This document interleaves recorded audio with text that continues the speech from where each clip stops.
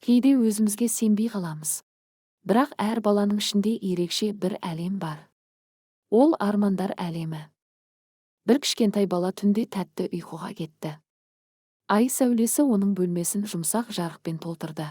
Сол сәтте бәрі өзгере бастады. Төсек баяу көтеріле бастады. Жарықтар жарқырап, бөлме сиқырлы әлемге айналды. Бала көзін ашқанда, ол өзін мүлде басқа жерде тапты. Бұл армандар қаласы еді.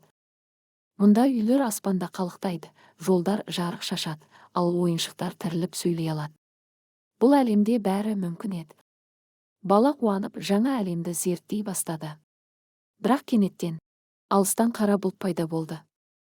Ол жай бұлт емес еді. Бұл қорқыныш болатын. Қара бұлт жақындаған сайын бала өзін әлсіз сезіне бастады. Қорқыныш жүрегін қыса түсті.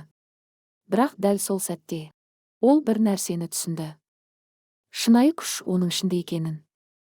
Сол сәтте ол қайтадан өз бөлмесіне оралды. Таң атты. Күн сәулесі терезеден түсіп тұрды. Бала көзін ашып күлімсіреді. Өйткені енді ол білді. Армандар жай қиял емес. Армандар сенің күшің. Ал сен өзіңе сенсең, кез келген қорқынышты жеңе аласың.